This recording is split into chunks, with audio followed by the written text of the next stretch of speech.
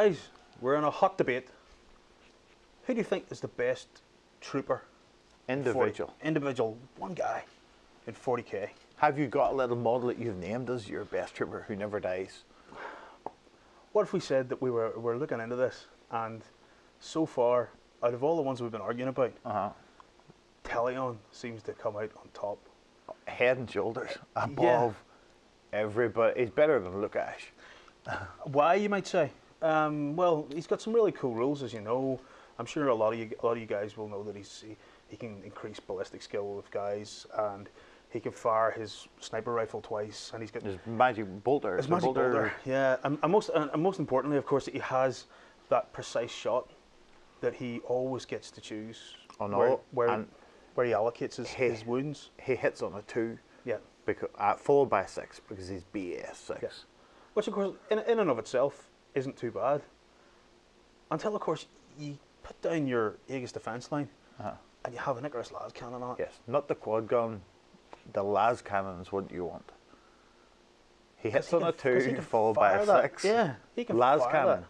And the thing is, guys, you go, okay, I've got a las cannon that hits all the time virtually, but he picks who it hits all the time. Guys, now characters can still look outside this away. That's the important part. I mean, we've recently been looking at Dark Angel's book, and we've also been looking at the recent Chaos book as well, who have guys in their squads who might have a particularly fine banner of some sort. Yes, a particularly fine target, you mean, on them? Yeah, you know, that basically just vaporizes those dudes.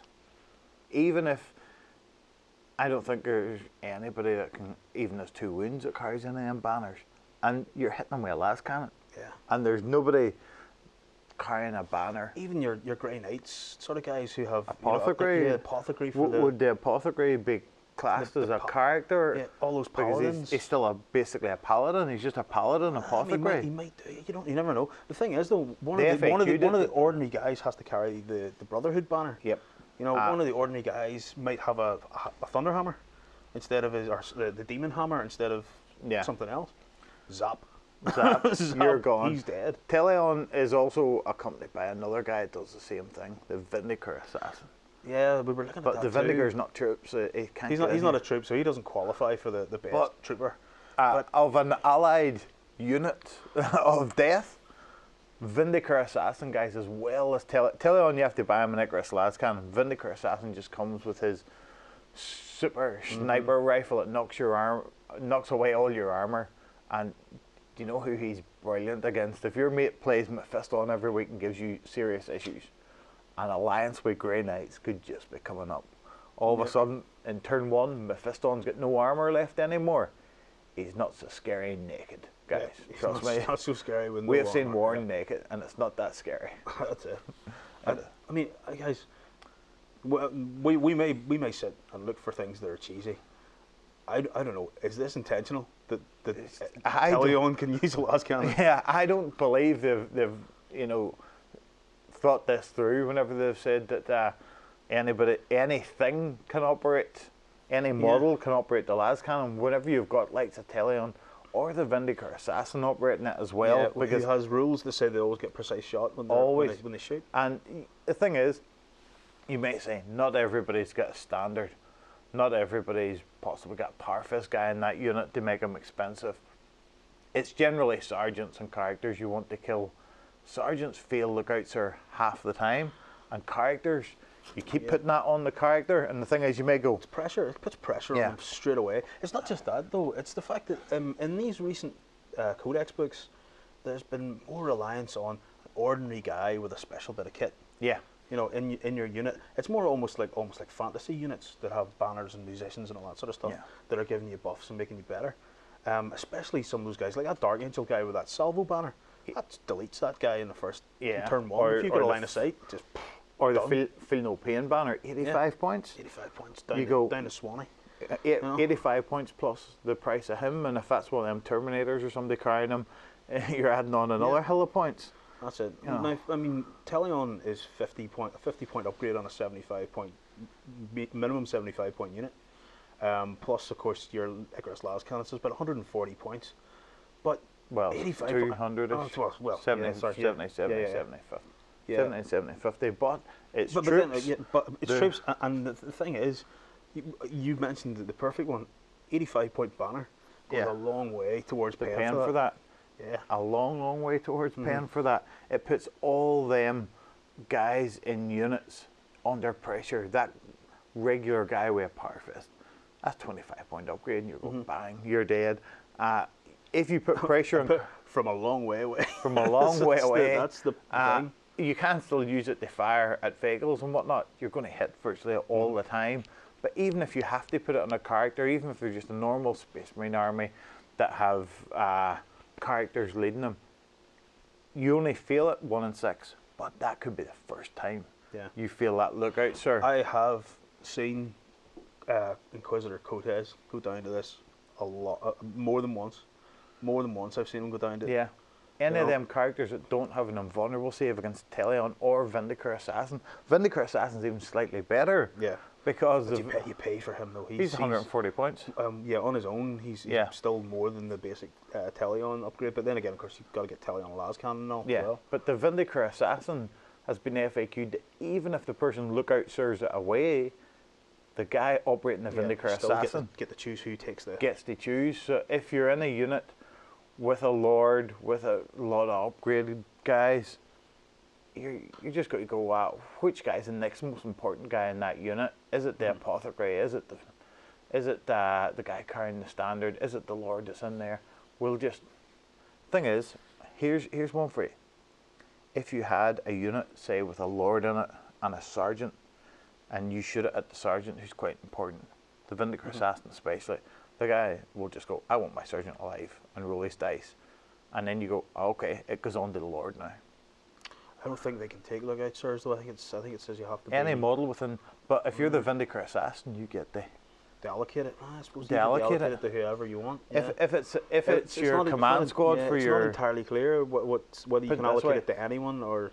I would be allocating it on that character, and I would be saying, "There's a rule book. Show me where I." The only thing that is that I would imagine, and I don't even think this is particularly clear in the FAQ, is that it can't be allocated back to the same guy. You know, that's the only. You look out, sir, and I get the allocated. I said it's not entirely clear. You could probably make an argument that you could. Yeah. But it says he still gets to allocate it. You know, it possibly says on another model, but I thought it just says the player. It still gets to do allocate it. So, guys, we personally think Telion's brilliant. If you're playing Ultramarines or any variations, Salamanders or any of that there. I have him in my army. And he never leaves. Yeah, you can get him to operate a quad gun if you think that's better for you. There is some arguments for the quad gun, but the more and more we look at it, the Icarus Lascan, if you have somebody BS5, it's putting more pressure onto your opponent all the time. Yeah, and that round they turn up, of course, as well. You know, that's a BS5 Lascannon shot. That's, you know, intercepted. If it's Vindicator Assassin that happened to be beside your thing, it's BS8 shot. So a 2 followed by a 4, so it's you're on the over 90% of the time you hit what you aim for. You know, but these guys are really breaking the core. I don't think these guys were built for 6th edition. I don't think they're intended to have weapons Telion anyways not built. Power. Yeah. Telion's not built for 6th edition, but that's your chance to get ahead. It is, in especially in tournaments and things like that there, because your mates will twig to this. But as Andy always says, it gives you board control. Yeah. That's it. The other thing is as well, there's very little you can do about it.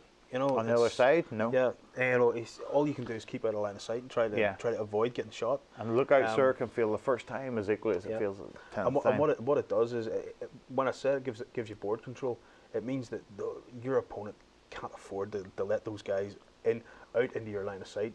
You're talking about having to string out big units and all, with the banner guys behind a big wall, and everybody else is snaking out from there.